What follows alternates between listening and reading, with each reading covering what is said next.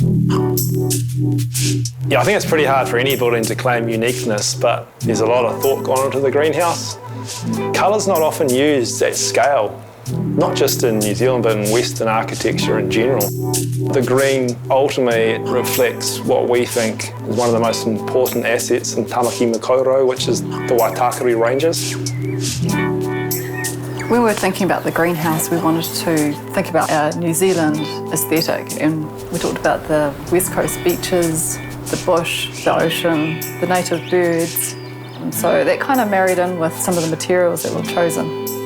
Also kind of relating to birds, I came up with this feather pattern, which is on the ground floor of the commercial spaces and also at the top of the building. What does the Aotearoa aesthetic mean? You know, for us, it's new, it's verdant. I mean, green represents growth. I've got brick samples from 9 different countries, numbering into the hundreds. It took 3.5 years to get the final sample from the right manufacturer approved. Manufactured in a town 40 minutes north of Venice. We did our best to get them manufactured locally, but in Europe, there's hundreds of years of tradition manufacturing bricks. These bricks have got 1,000 moods. They're anything from quite a bright green in the broad midday sun to a deep, rich green in the late afternoon. And when the sun catches them, they can be bright silver. As the sun catches them on the oblique angle, they turn into jet black. I have had them sitting on my outdoor dining table for the last 4 or 5 months, weathering, and I love having them sitting there. They're like a work of art themselves. I'm super proud of them and I'm super excited to see them when the scaffold comes down. All around the area in Ponsonby, there's different kinds of arches. We didn't really have enough room at the bottom to do a perfectly round arch, so I've gone with an elliptical arch. And it's echoing the surrounding area, but it's not copying it. Also on Pollen Street entry, we have an arch as well that's got green bricks on the top of the ceiling. So when you walk in, it's just full of the green bricks. We've paid real care and attention to curating the materials palette. For example, Monmouth Glass, a local art glass manufacturer, worked with us to create the pendants in some of the apartments. Being a surfer, I love the West Coast, and particularly the inky black sands. They give you such a sense of place, and they're reflected particularly in the interiors of the greenhouse and the bathrooms, where we're using basalt-coloured tiles on the walls, and that also reflects the volcanic history.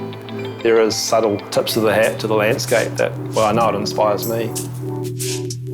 So the materials that we've chosen is deeply inspired by nature, and you get the feeling that you've brought the outside in. So we've got this dark slate on the floors and the walls, and also the kitchen island benches. We've got brass finishes in the bathrooms and the kitchens. I think these finishes provide some kind of warmth. The oak flooring is beautiful. The walnut cabinetry is also warming. The Residence Lounge is just a small gesture to help ultimately bind the community together and provide opportunity for interactions and to create relationships amongst the residents. We've got a nice big dinner table, full kitchen, lounge area. Residents can book it out for, say, a dinner party or a milestone birthday. The commercial spaces downstairs, we were envisioning local businesses or a community art space.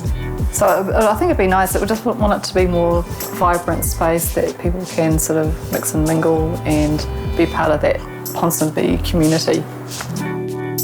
I feel like I want to socialise. I just shut my front door, grab the lift, walk out onto the street. I can go and have dinner at a Zavo in a 3-minute walk. You know, I can walk down the road to Orphan's Kitchen, get my coffee. You know, I can take a 5 or 10 minute walk down K Road and have a lovely entree outside on the sidewalk at Madame George. And that's the best thing about the greenhouse location.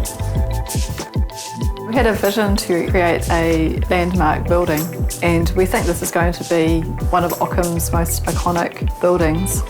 It is a once-in-a-career project for us. My hope in the future is that it will be noted as a building of real merit and ingenuity and creativity. I want it to be well liked by any citizen that's got an interest in urbanism or architecture. It's 37 metres at its highest point, so it will be the tallest building in Ponsonby for a generation or 3, you know, so That itself is going to redefine the centre and heart of Ponsonby. A residential building should feel like a home when you approach it, when you view it, when the community walks past it or drives past it. I think we've achieved that.